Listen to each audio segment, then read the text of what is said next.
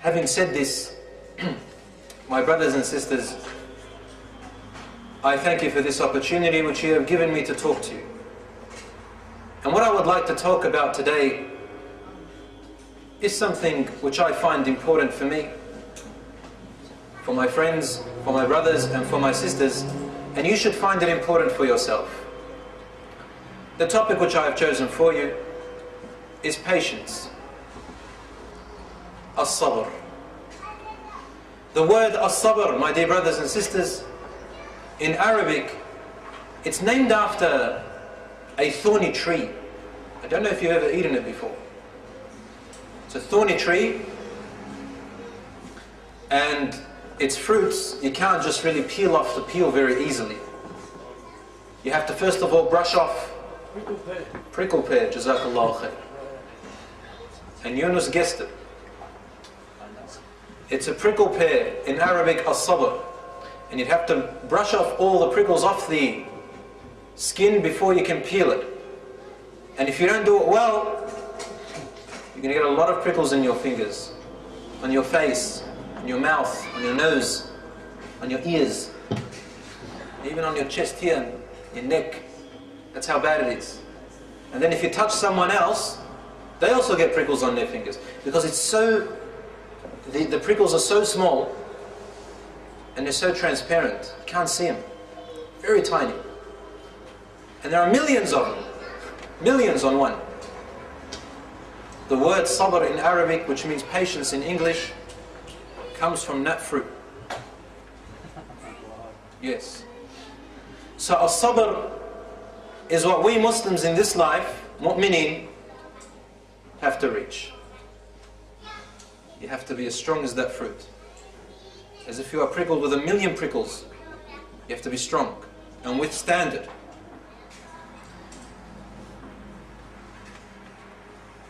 Umar ibn al-Khattab radiyallahu anhu,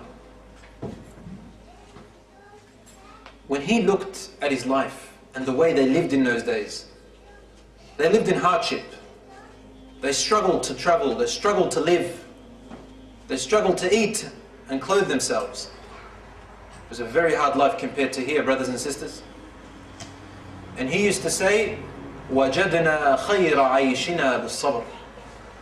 The way we began to enjoy our life, even though it was so hard and so miserable at some stage, the only way we were able to enjoy all our life was with patience.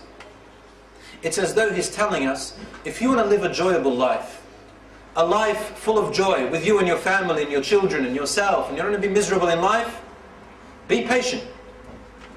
As-sabr. And patience means to control yourself against all the irrational actions and words and all the haram actions and words. And the time which a person should be patient in order for patience to bring them joy in life is when it is actually at the time when the musibah, the calamity, the hardship hits you. Right at that time. If you don't exercise patience right there, it's not going to work for you in your life. There's no use being patient afterwards. Because time heals everything, brothers and sisters. It's for everyone. But if you really want to enjoy it and you want to have proper patience and be rewarded from Allah subhanahu wa ta'ala and see the fruits of your rewards on the day of judgment, then you have to be patient when the musibah comes down on you. The musibah, the calamity, when you're stricken with that hardship.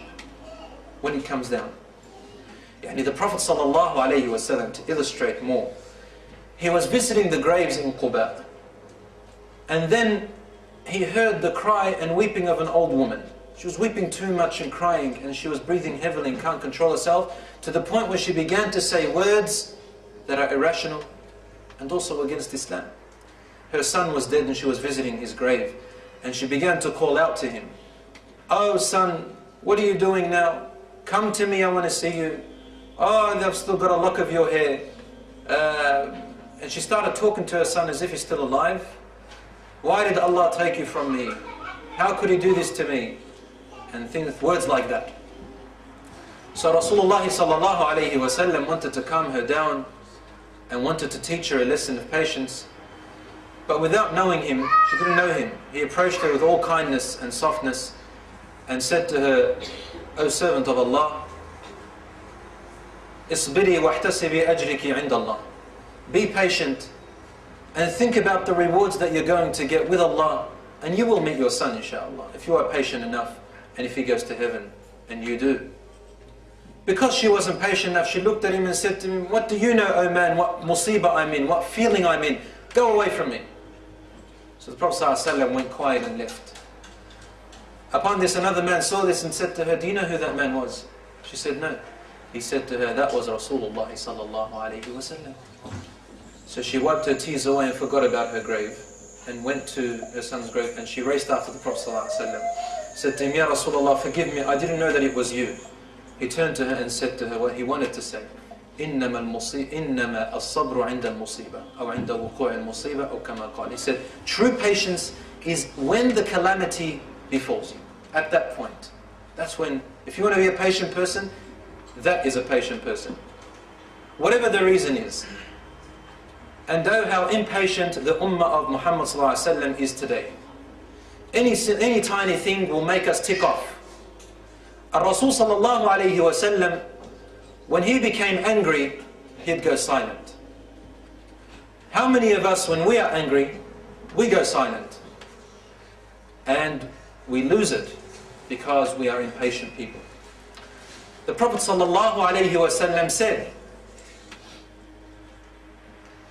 الصبر من الإيمان كالرأس من الجسد. Sabr to Iman.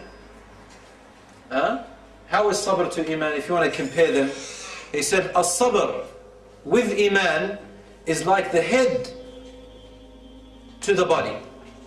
Yusib minhum. Ya Allah, this is something hard for the disbelievers to understand, but a mu'min understands it.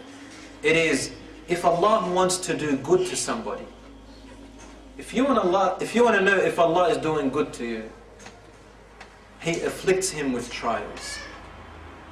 He afflicts him with trials. And there are hundreds of thousands of different trials a person can be afflicted with, from the tiniest to the biggest. A person may frown at your face. That's a trial. Frowning. Something less than that? The parent, when their son or daughter go, the parent gets rewarded, you get sinned. But the parent is afflicted. Something as small as that. Because that's a trial. If Allah subhanahu wa ta'ala loves you, He afflicts you with a trial. Because you know why? As the Prophet ﷺ explains, because a mu'min, when he is afflicted with trial, what does he do?